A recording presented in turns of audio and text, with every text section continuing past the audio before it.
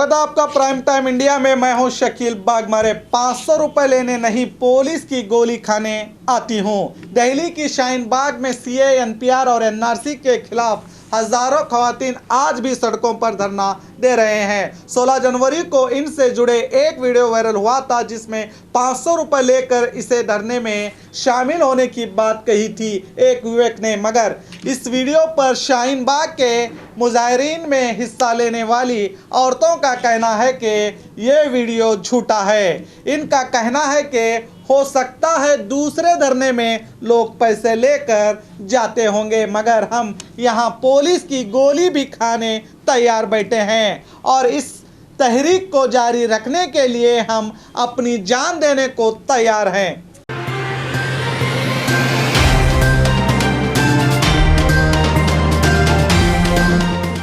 24 जनवरी को महाराष्ट्र बंद का ऐलान। वंचित बहुजन आघाड़ी पार्टी के सरबराह प्रकाश अंबेडकर की अगुवाई में सीए और एनआरसी के खिलाफ 24 जनवरी को महाराष्ट्र बंद का ऐलान किया गया। प्रकाश अंबेडकर ने बात करते हुए कहा है कि आज देश में हर जगह इस कानून के खिलाफ आवाज़ उठाई जा रही है। इस कानून के मुनफी असरात एससी एसटी पर भी पड़ेंगे। देश में अर्थव्यवस्था खराब हालत में है और केंद्र सरकार अब बेबस नजर आ रही है, कहा प्रकाश अंबेडकर ने।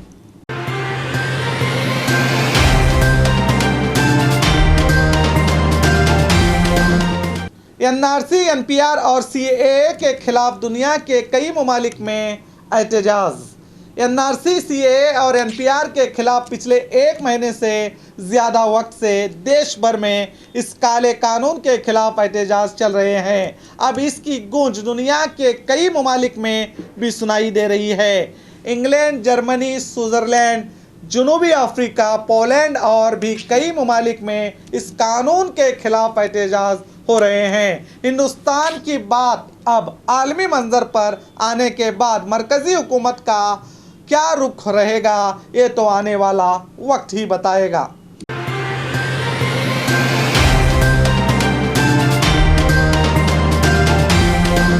शरीयत कानून के खिलाफ पंजाब असेंबली में बिल पास।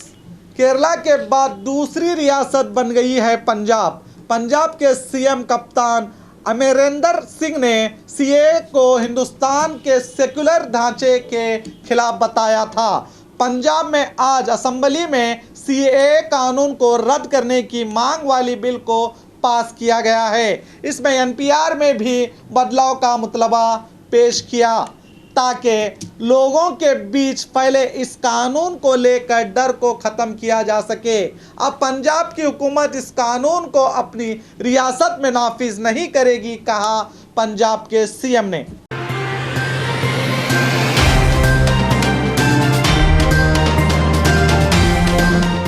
चंद्रशेखर आज़ाद पहुंचे जामिया मस्जिद, कहा कि फिर पढ़ेंगे आइन का प्रेम्बल।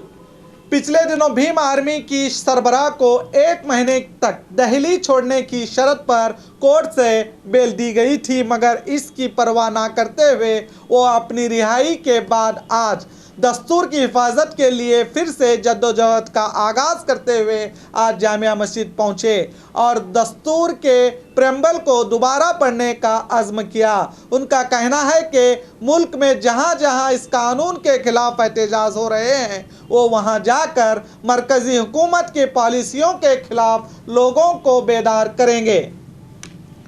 और खबरों के लिए देखते रहिए प्राइम टाइम इंडिया।